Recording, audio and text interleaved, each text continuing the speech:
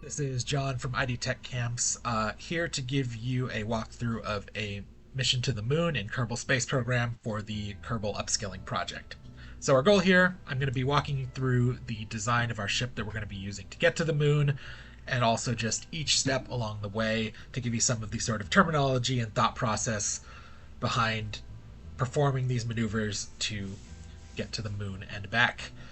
So for the project, we'll be looking to just get to the moon and land, but the ship is capable of making the whole flight, so I'll include content for the whole moon mission, but if you can get to the moon and land safely, that is the goal. Alright, so we're going to start with walking through the design of the Moon Goer here. This is a ship file that we'll be providing to you. You can use this. It has enough fuel to get to the moon and back fairly easily, so I'd encourage you to design your own if you feel comfortable doing that after running through the course material, but if not, feel free to just use this design. And I'll be talking through sort of the goals of the ship and what each part of the design is meant to do to give you guys a little bit of insight into how you could possibly design your own ships in the future. So yeah, I'll just go through this stage by stage and explain what each part does. So yeah, first off, you can see the total delta V of your rocket in the bottom right corner here. Delta V is basically a measure of how much change in velocity each stage of your rocket will have. So I usually like to look at delta V in a vacuum because that's just a more consistent measure. Currently, by default, it's showing the delta V at the current altitude on Kerbin. Vacuum is just going to give you a generic readout regardless of gravity or regardless of atmosphere, gravity, etc. So that's going to give you a more stable reading of how much fuel you've brought, basically. So the total delta V of this rocket is going to be 9,179 meters per second. That is going to be more than enough to do this mission. As a sort of rule of thumb, if you want to get to orbit, that's usually the most expensive part of any process. You'll want at least 3,400 meters per second of vacuum delta V, but that's basically going to be some of them on the more efficient side, so overshooting that by a lot is going to make your life easier. In the case of playing a sandbox game like we are, money isn't an issue. If you were playing a career game, their parts cost money and things, but don't worry about that too much for a sandbox game like this. So yeah, you can see along the bottom here also, it will show you how much delta V each stage has. So as you kind of spend fuel and go up through the stages, you'll lose weight off of the thing. So you'll end up gaining delta V just by jettisoning weight, and I'll talk through that at each stage as well. So our first stage here, these are going to be 4 solid fuel boosters. So what solid fuel boosters are, is they're basically a disposable rocket. Doesn't have any thrust controls. It just pushes real hard in a single direction, burns through all the fuel, and then is usually discarded. So that first stage is basically just going to get us off the launch pad, get us some good initial velocity, and get our flight started. So we're going to burn those until we run out of fuel. And then the next stage has these 4 decouplers and 1 liquid fuel rocket. So you can see in our design here, pull off those boosters so we can get a look at it. We have a liquid fuel engine and 2 big liquid fuel tanks. So that's going to be the fuel that this stage uses to basically finish off our orbit. This stage, we've also got these 4 large wings. These wings are going to help us maintain our basically flight angle while we're still in the atmosphere. These wings and flaps are going to help us basically be able to steer very easily. In addition to that, to help us steer, we have this reaction control wheel. So what the reaction wheels are is basically they will let you rotate the ship without expending fuel or being in the atmosphere with flaps. So this is going to be useful once we're up in orbit. We want to make small adjustments without having to fire the rocket. So that will basically be how we'll adjust our facing before we're ready to do a burn in a specific direction. Once we expend the fuel from here, we've created our orbit. We will move on to the next stage. And this stage is basically our command module and lander that we're going to fly to the moon with. So basically, we'll have our liquid fuel engine here. This liquid fuel engine provides a lot less thrust, so it's not as good at getting off the ground in a high gravity environment like on Kerbin, but has a high degree of efficiency, so is really good for doing those maneuvers when you are out in space. You've got a lot more time and a lot less gravity to worry about, so you can have this one fuel tank will give us plenty of delta V to do any orbital maneuvers we want to do. And the other part of this you'll see is this fairing here. So what a fairing is, it's basically like a disposable cover that will help increase the aerodynamicness of your rocket. So we have this on for the duration of our flight through the atmosphere, but once we reach outside of the atmosphere, we don't want the weight of these extra parts, fairing parts, so when we go to this stage, we will discard the fairing, which will look like this, and we will sort of reveal our lander there, because once you're outside of the atmosphere, you don't have to worry about the aerodynamics of your rocket. Some other stuff that's in this stage, we've got our command pod here. That's where crew is going to stay. They will fly the ship from there. We've got some batteries and solar panels. Those will make sure that we have electricity to do whatever we need to do. Doing small maneuvers, things like that. And then we've also got, for the future, when we are coming back to Kerbin, we've got a heat shield here, which will protect our command module from the heat from re-entry. Our final stage is going to be the lander itself here. So this little lander is going to be what we'll use once we reach orbit around the moon to land on the moon. It's got some landing gear that'll help us land in a stable fashion. It's got these little reaction control thrusters. Those are going to mostly help us when it's time to rendezvous back with the command module in orbit. They allow us to make some precise adjustments so that we can sort of more easily reconnect. We also have batteries and solar panels for the same reason as the other command module, just to make sure that we have power to make small adjustments without having to fire the engines. So yeah, those are basically all of the stages of our rocket. And that's what we'll use to get to the moon. So what I'm going to do is I am going to just reload to undo all of the parts I pulled off there. And then the final step before you're ready to launch, you just want to make sure you're happy with the crew that are on board. So right now we have one crew spot in that top command module there. That's going to be the Kerbal who's going to land on the moon. And we're going to bring along another pilot for the main command pod there. What this is going to mostly do is you have to have a pilot on board in order to do complex maneuvers and even control the ship at all. So bringing along a pilot will allow us to still fly the larger command module ship while the lander is gone, just in case we need to make any adjustments there. So yeah, once you've got your crew on board, if you were doing a science or career game, you might want to bring along a scientist, but we haven't included any science modules on this ship, so we'll be skipping that for now. All right. Yeah, next step is launch. So once you got your crew happy, you can hit this button up in the corner to go to the launch pad.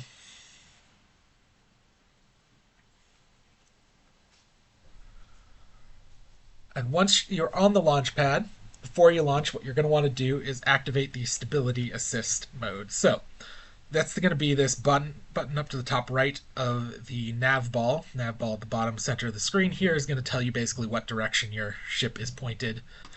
And the stability assist, if you have a pilot on board, is going to let you basically tell them to use the controls of the ship to keep it pointed in the same direction. So basically they'll try to resist any aerodynamic forces and they'll try to offset any small changes to direction with the controls of the ship. So that's going to be really helpful for being able to fly consistently in a direction without problems.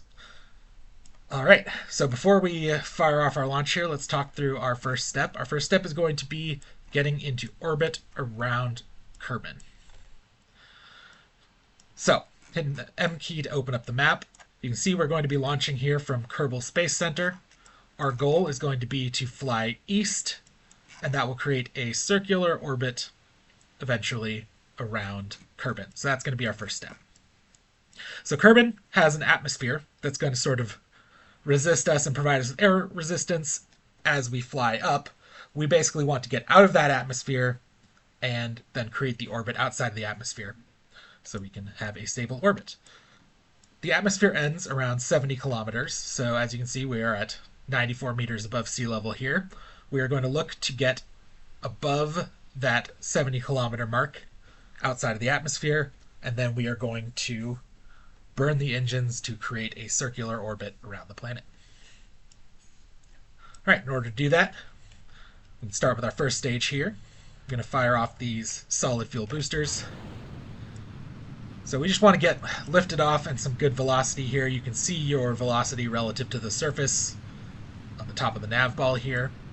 You'd like to wait until you're a little over 100, and you can sort of start tilting towards whatever direction you want to orbit. In this case, we want to orbit due east. So you're going to watch that heading on the nav ball. You want to keep it close to 90.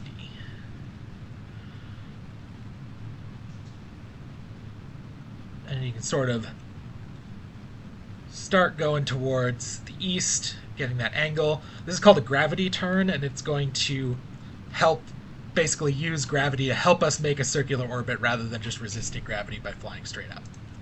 So, our goal here, if you hit this maneuver button down in the bottom right corner, the maneuver mode, it'll show you the apoapsis of your orbit. That's going to be the highest elevation that your orbit is going to reach.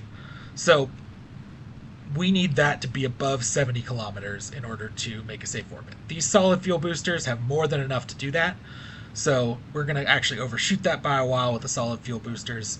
So that's why we're going to be flying more and more east, because we don't actually need any higher elevation. We just want to start. Alright, I'm going to hit space to jettison those solid fuel boosters. I hit Z there to adjust the throttle up to just get ourselves clear of those falling boosters, because you don't want them damaging our rocket. And now we've got a little bit to wait, so we can sort of start planning out our maneuvers here. So this 200 kilometers is much higher than you need to be to do a safe orbit, but we're going to just go with that for now. You could do a much shorter one, but those solid fuel boosters got us enough elevation to get there, so that's where we're at. If you hit the M key, you're going to see your current flight path. So right now, we have an orbit, well, we have a suborbital flight currently that will hit the apoapsis, which is the highest point of your orbit at 200 kilometers above sea level, and then we are going to fall back down and hit the planet. So what we're going to need to do is we are going to need to fire our rockets basically to change the shape of this orbit into a circle. So when you are adjusting your orbits, you can actually use the maneuver tool, which is a very useful feature. If you basically mouse over any point along your orbit, you can click and you can add a maneuver at that spot. So what that's going to do is it's going to give you this little widget here that you can use to adjust your orbits, or basically adjust how much fuel you're planning on expending in this upcoming maneuver. So the four sort of handles here are prograde, which is basically burning in the direction that you are currently traveling. So that's anytime I talk about burning prograde, that's going to be basically pointing the nose towards the front of your orbit and burning forward. Burning retrograde, you can pull on the handle, will burn away from the direction you're currently orbiting. And the two others, you've got the blue handles for radial burns. So this one is called radial out, and this one's called radial in. And we'll talk a little bit more about when you'd use those in a bit. But you can also go normal and anti-normal, which are these up and down ones, which you can use to sort of rotate. But right now, we only care about burning prograde. So I'm going to click X on this maneuver to cancel it out, and we'll make a new one just to make sure that we are starting from 0 on that. And so in order to circularize this orbit, we want to burn prograde, which is basically going to give us a larger and larger orbit.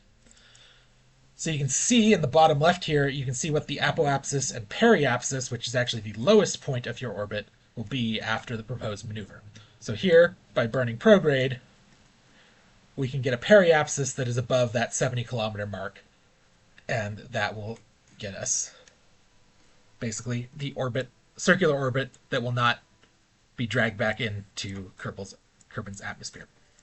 So right now you can see this maneuver I've made says it's going to spend 1,000 meters per second of delta V. You can see our current stage has 1,867 left, so we've got plenty of time to do it. And you can also see on the maneuver the amount of time that the burn will take and then how long until that maneuver node is reached. So basically these maneuver nodes assume that you're going to apply all of that delta V instantly at that time, but that's not how the rockets work. It actually takes time for them to expend their fuel. So what you're going to try to do is you're going to try to average the time of your burn across the duration of the maneuver node. Now in this case, we're a little bit closer to the maneuver node than that. I'll talk about that averaging of the burn the next time we do a maneuver, but for now, I'm going to fire the rockets.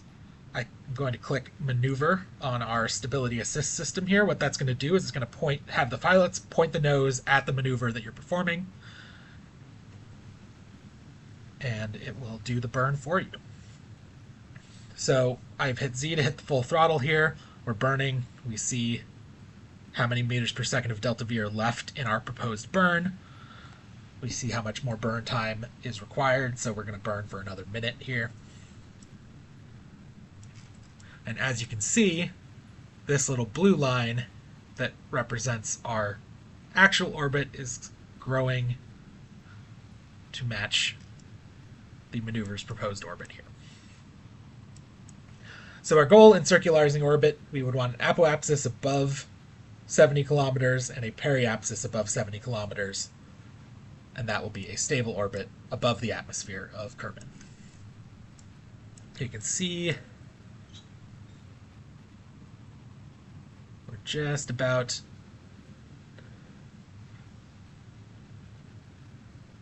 you can think about your orbit here as a ellipse like this, and currently the bottom of the ellipse is underneath the surface of Kerbin here, so that's why our periapsis is at a negative altitude.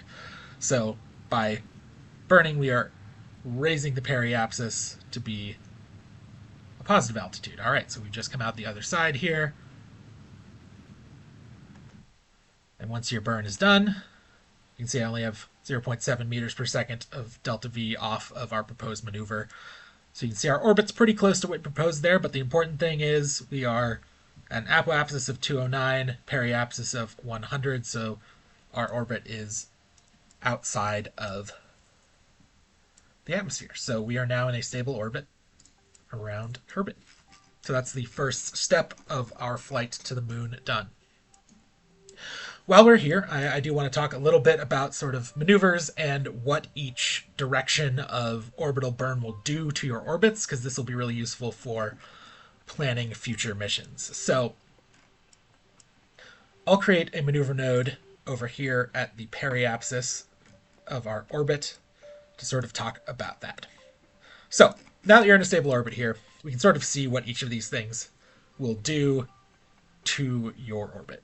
So if you burn prograde, prograde will raise the apoapsis, or basically will raise whatever the opposite point of your orbit is to a higher elevation.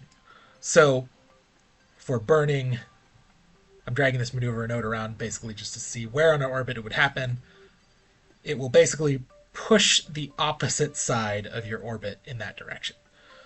So if you want to raise your periapsis and apoapsis, it's going to always be the most fuel efficient to do that burn at the opposite edge of your orbit, basically. So you'll get the maximum amount of change in apoapsis if you burn at the periapsis. You'll get the maximum amount of change of the periapsis if you burn at the apoapsis. So by burning prograde, you can make a higher elevation orbit.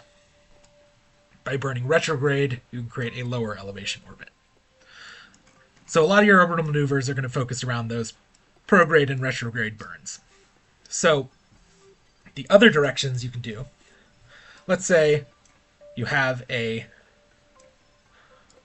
orbit that's facing a certain direction like this. You know, it's a very elliptical orbit. You can use the radial burns to basically adjust the rotation of your orbit. So burning radial out will rotate the ellipse of your orbit to the right. Burning radial in will rotate the ellipse of your orbit to the left. So that can be good if you have an orbit that's at the elevations you like, but you need to adjust basically where the top and bottom of those orbits are. Finally, let's look at the normal and anti-normal. So right now we're in this orbit around Kerbin that is relatively flat to its equator. If we want to change that, we can burn in the normal direction, or the anti-normal. I think I said that backwards. I believe this one's normal. This one's anti-normal. You can actually rotate the angle of your orbit. And that's really useful if you're trying to basically intercept something that's on an inclined orbit relative to you. One example of that is Kerbin's other moon, Minmus. If you were trying to rendezvous with that, you would probably have to adjust your orbit to match the inclination of the Minmus orbit there, whereas the moon is on a sort of flat plane, so we're not going to worry about those normal and anti-normal burns. But good information to have for planning future maneuvers. When we get to the part where we're rendezvousing with our lander back in orbit, that's when oftentimes those normal anti-normal burns can really do a lot to help you line up with what you're trying to meet up with.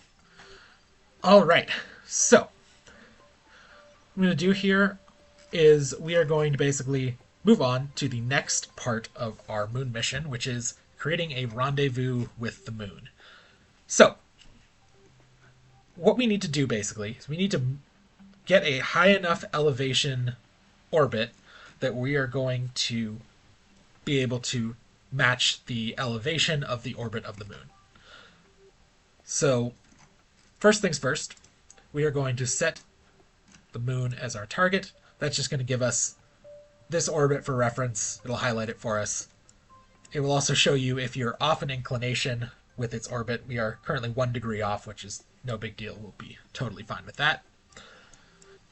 And then we are going to start planning our maneuvers. So the first thing we want to do, this is going to be a little bit easier if we just have a fully circular orbit. So the first thing we're going to do is we are going to add a maneuver here at the apoapsis, and we want to raise our periapsis to match as close as possible to our apoapsis at 200 there. So let's just get a little bit of prograde burn. It's a little bit too much. You can watch the bottom corner here. Just kind of drag down, away. 201, 209, that's pretty close. Yeah, we'll just go like that. 209, perfect. All right, so once you've got a maneuver you want to perform, you can see that this node is in another 27 minutes. We don't want to wait 27 minutes for that. So you can hit this little double green arrow, and that will time warp you to that location in time, and it will slow you back down in your time warp once you get to where your burn needs to occur. All right, so now to prepare for this maneuver, we are going to hit that maneuver mode on the SAS. So that'll rotate our ship to match that maneuver. And then now here we've got our burn time for this maneuver is 5 seconds. It's occurring in 40 seconds. So basically in order to average that burn over the basically either side of the node, we're going to want to start that burn with about 2 or 3 seconds left until the node.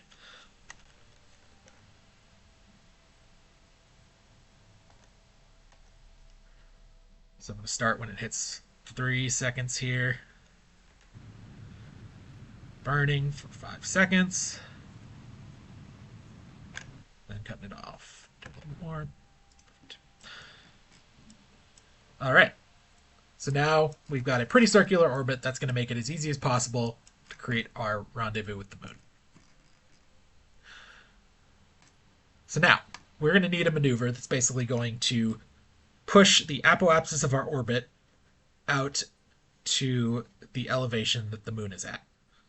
So we can do that by creating a maneuver node and putting in a bunch of prograde burn until we get out to the elevation here. So once you have the target set, you can actually see where your closest approach to your target is going to be. So our closest approach will be 24,000 kilometers. That's not particularly close. But what you can do once you've got that is you can actually drag your maneuver node around your orbit until you see a moon encounter occur. So there we go. So here is a moon encounter. So what this means basically is that this is where the sphere of influence of your ship will be now primarily getting gravity from the moon as opposed to Kerbin. So that's going to be how we're going to basically, we're far enough away from Kerbin that now the moon is pulling on us more than Kerbin is. So that's how we are going to create our orbit around the moon. And you can make an orbit around the moon with basically any encounter that you get here. But we're going to basically look to just adjust this until you get a relatively close pass by the moon. That looks pretty good. One way you can actually make those adjustments a little easier, you can actually click on your target body. You can say focus view. It'll actually show you how your course is going to pass by the moon. So this looks like we're going to go pretty close there.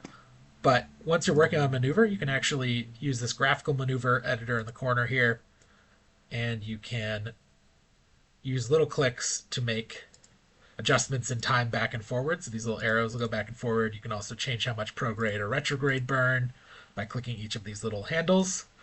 And that's really good for making an extremely precise maneuver. In this case, really all we need is an encounter with the moon. And we probably want the encounter to be relatively flat with the moon. So we're going to come in a little bit low here, but we'll actually adjust that in flight. And we'll show you another maneuver to do that there. All right. And then this burn here is actually going to take a little bit more than this last stage has in fuel. You can see it says we're spending 770 meters per second of delta V to do it. We only got 756 here. So that little white line will actually show you where the fuel of your stage runs out. So but for now, that'll probably get us close enough. Let's lower the burn to 756. So what I'm doing is I'm clicking the retrograde button here. Okay, so it looks like if we burned this whole fuel tank, we'd end out there, which is a little far, but we still have this whole second stage here that we can use. So we have more than enough fuel to do this maneuver. We just will have to do the last little bit of the burn with the next stage.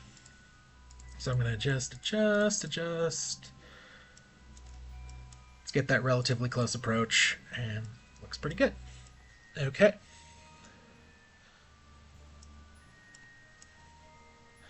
So we're going to warp to this next maneuver, which is in 32 minutes.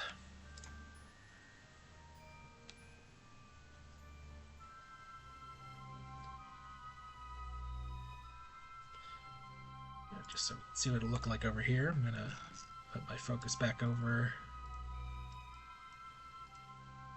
Oops. There we go.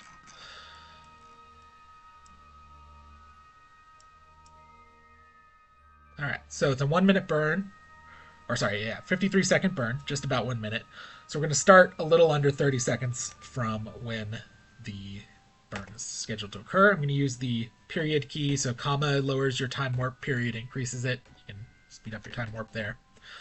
Just to get a little closer. I'm going to tell the pilots to point it at the maneuver.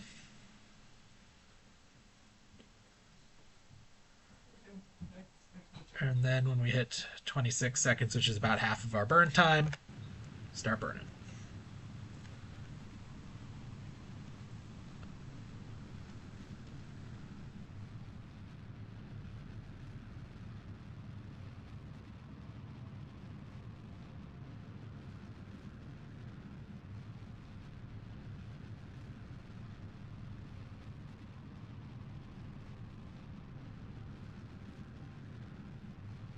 As we're burning, you can see our apoapsis is going up there.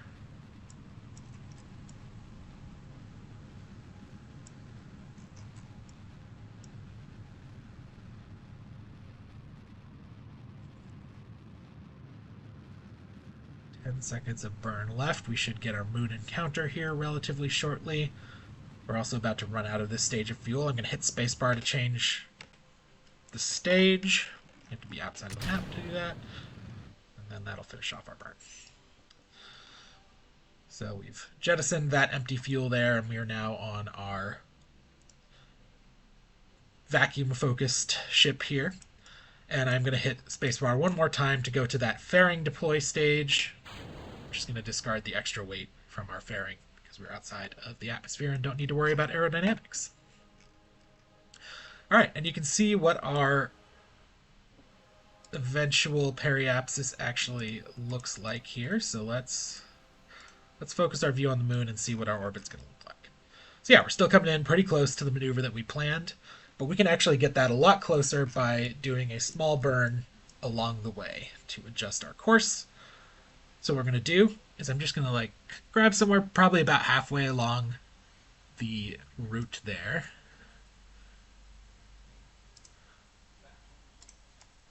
And this is where we can start to mess with those normal radial. So basically what we can do by burning with the normal or anti-normal is we can adjust basically the angle we're going to come in at on the moon here. And then with the radial, we can actually adjust how close we come to the moon with that burn. So what I'm going to do is I'm just going to try to get us a pretty low orbit. So the moon doesn't have any atmosphere, so we can actually be pretty safe with a pretty high orbit. I'm just going to shoot for about 50 kilometers. And we can just click these normal and anti-normal. And what we're looking for is basically just a orbit close to the equator of the moon here. So you can actually see that sort of line of the moon's orbit. You kind of want your maneuver to come in pretty close to that line.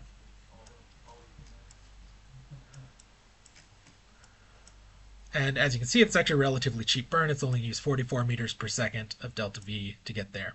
One thing I wanted to point out on the maneuver node editor here too. Currently, the scale of the edits changes 1 meter per second of delta V at a time. You can actually raise or lower that with this bar here. So if you want to get even more fiddly with it, you can go to smaller increments of change as well. But for now, this is plenty good.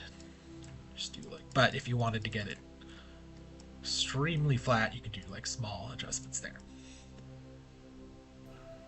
But yeah, we'll be able to accomplish this with just a small. That'd be even flatter. A small 4-second burn. That burn isn't going to happen for another hour and 4 minutes, so we're just going to go ahead and warp to that. Let's see our pod flying out here. It's going to hit the moon's orbit right over here.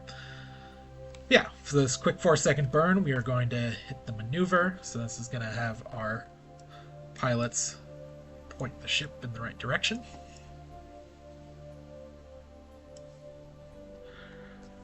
And then with a 4-second burn, we're looking to start at T-minus 2 seconds from the node. So let's warp to there. All right. 5, 4, 3, 2, go.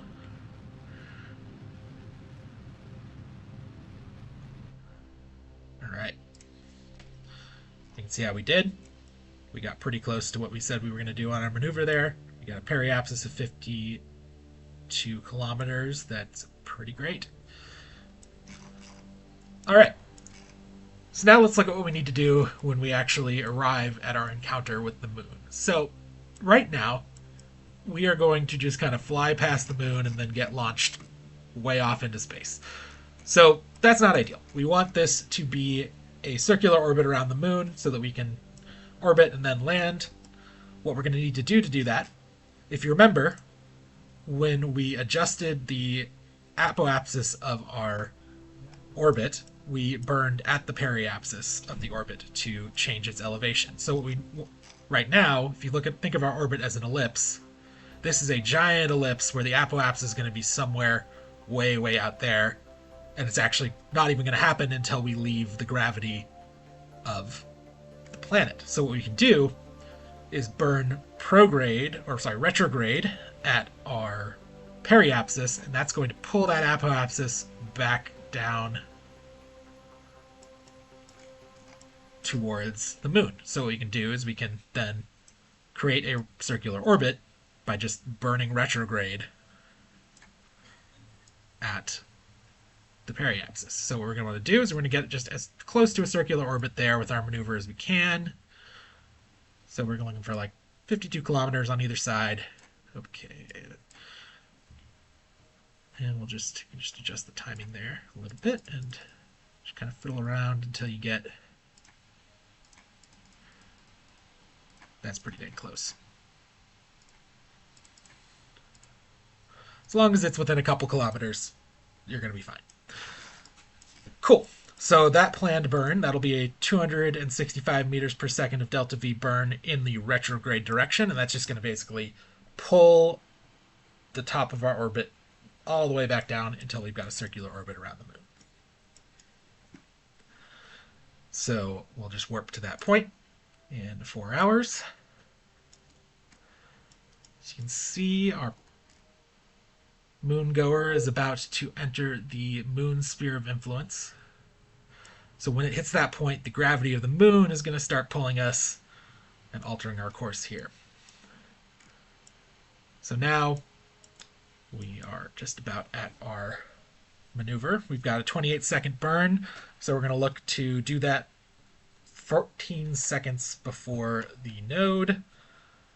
Let's get our pilots pointing in the right direction with the maneuver option on the SAS. Speed up time a little bit to get to that 14-second point. All right, 15, 14, go.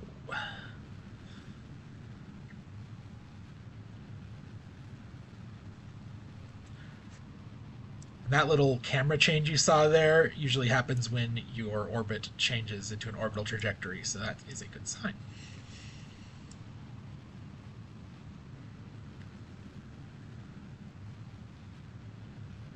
5 more seconds of burn. All right, overshot that slightly, but that's okay. We've got still a pretty circular orbit. A little below 50 there. We can always make adjustments to just get as circular as possible, but this is a stable orbit around the moon, so we have accomplished this step of our flight. You can admire your handiwork. Some good views for Jebediah and Valentina here.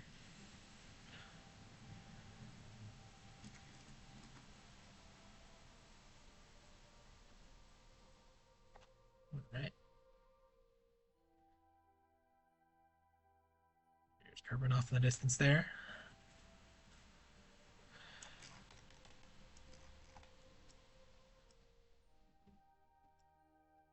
So, in order to just make this as easy as possible for the future, I'll just make this orbit a little more circular. So we'll just do a very small burn prograde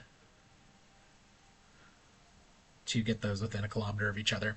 This is going to be an extremely small burn, only 0.3 seconds. That can actually be kind of hard to do because you have to actually manually fire the thrusters for that long. So one tip that I want to share with you guys, you can right-click on an engine and you can actually put a thrust limiter on it. So that'll basically mean that this would cap thrust at 20% of the maximum thrust that that engine can do. So you want to do that basically until you get a burn time that you're like comfortable actually doing with your human reaction times. So I'll change this into a 3-second burn by limiting the thrust to 10 seconds, which will make it a lot easier. So yeah, let's warp on over to that node. Tell the pilots to point in the maneuver direction. One thing important to notice, your pilots will not adjust any basically to their maneuver nodes while you're time warping. Um, so you'll basically have to come out of time warp in order to actually have the pilots change the positioning of the ship. Something to keep in mind. All right, it's 3-second burn, so we're going to start about 2 seconds out, a little under 2 seconds out. Time warp to that. 4, 3, 2, bam. Alrighty. So now that orbit's a little closer to perfectly circular. And the main goal of that, we don't strictly need to do this to land on the moon, but the more circular our orbit is in the future, the easier it's going to be to get the command module back up and rendezvoused with or get the lander back up to rendezvous with the command module once we've done our landing. All right, so the next step of the process is going to be separating our lander and our main command module here, which you can do by hitting space. It's going to pop that separator, turn on that engine, make sure your throttle's at 0. It should be if you're in a stable orbit anyway, but we'll hit space. And now we have separated our lander from the command module. Now that you're basically should be left in control of the lander, but if you want to switch control of any ships that are within 20 kilometers of each other, you can use the square brackets to toggle between them. So I can go control the command module if I need to, or I can go control the lander. You can also do that from the map by clicking on something on the map and saying switch to it as well. But for close things, it can be nice to just use the brackets to toggle between them. All right, so now that we've got our lander separate, let's talk about how we're going to do this landing. So basically, all we need to do to hit a planet is to burn retrograde, and it's going to lower the apoapsis or the periapsis of our orbit to basically ground level. So in this case, what we can do is we can just create a little maneuver. You can also do this manually. You probably don't need a maneuver to just burn retrograde. But you basically are just going to burn retrograde until the line of your potential orbit hits just about where you want to land. It's not going to be perfectly there because you'll do some adjustments as you come in to slow down your velocity so you're not crashing into the planet at a deadly speed. But this will definitely get you landing on the planet. So I like to adjust it also so that you're landing on the light side of the moon here. That makes it a lot easier to see what the ground looks like, and that can make it a lot easier to land safely. All right. This is one of the more failure-prone parts of the process. So what I like to do before you do this is to quick save, which you can do by hitting F5, and that'll let you reload your save if something goes wrong and the pod crashes. So now that I've quick saved, let's warp to our maneuver.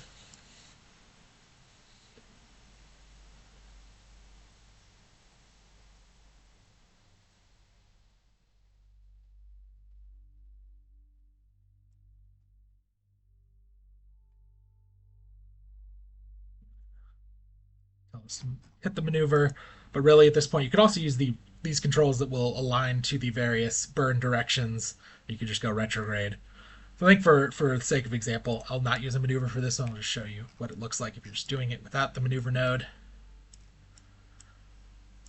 So let's just burn retrograde. Now that line is hitting the ground, so that's where we're going to land on the moon.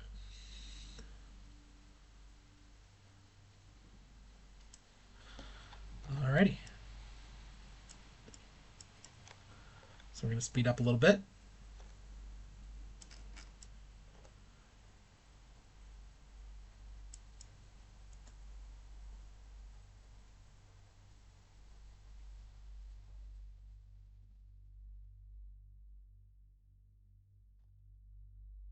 Alright. So we're only about 20 kilometers off of the surface. I'm going to start thinking about how we're going to slow ourselves down and land. So first off, we want to right click on our landing gear and click extend. and that is going to extend our landing gear and give us a nice solid thing to land on. I'm going to use Q and E to just rotate.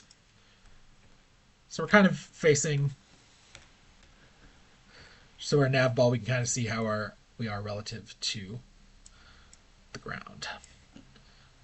So right now we're coming in just above ground level here.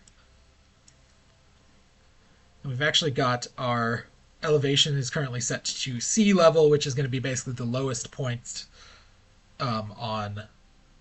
it's basically going to be like a base level of the moon there.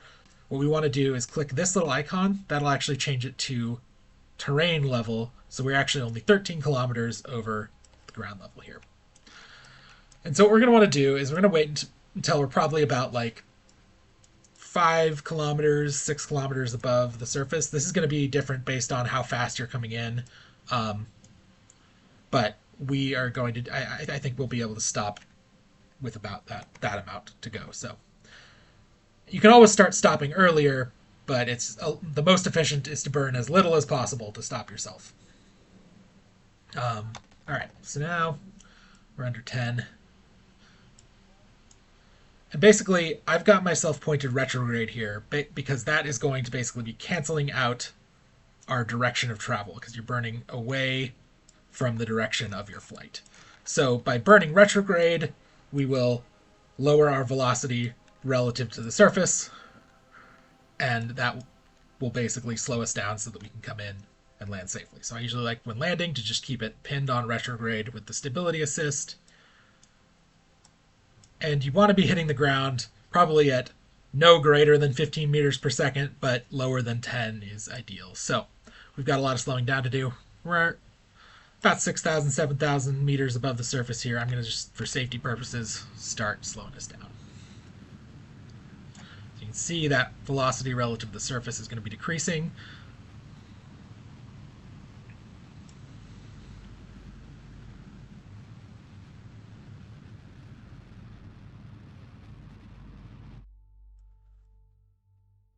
I think we got a little more leeway. But you can actually kind of dial it in and get a sense of how quickly your velocity changes with your thruster here. So that can take some experimentation to see, how quickly you can slow down, because that's going to depend on what engine you ended up putting on your lander.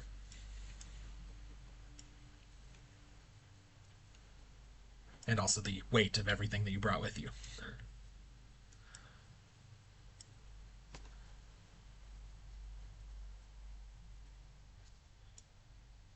All right.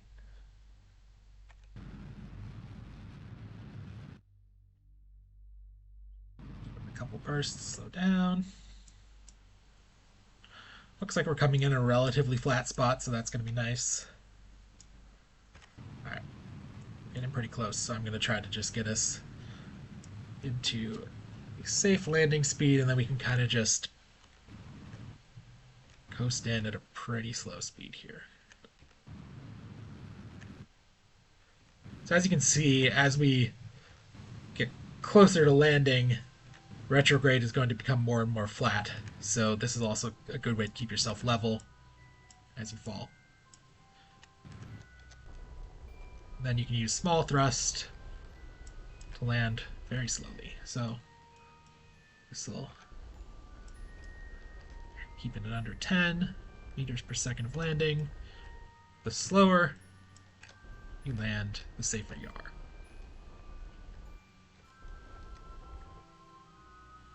And there we go. So now I've landed on the moon.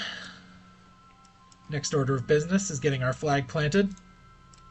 So if you go down to your pilot in the corner there, you can click the EVA button to leave.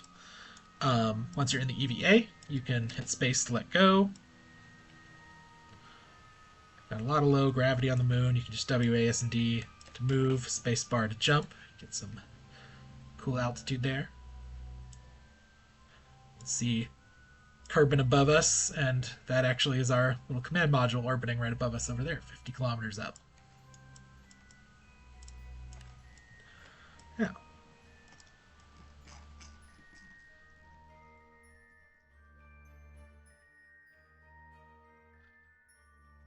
Sign plant your flag. You can right click on your Kerbal. Click plant flag. It's going to ask you to put in a little message.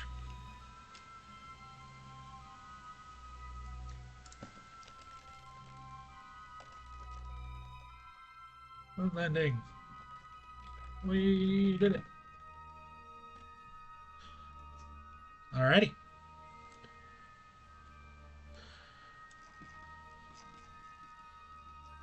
And that would bring us to the end of the Kerbal Upskilling project. I'll be uploading another video that details basically how to take off from the moon and rendezvous with the command module and fly back to Kerbin. But this will mark the end of the first half of the moon mission here and the goal we're wanting you guys to get to for the upskilling project. Thanks for listening and happy flying.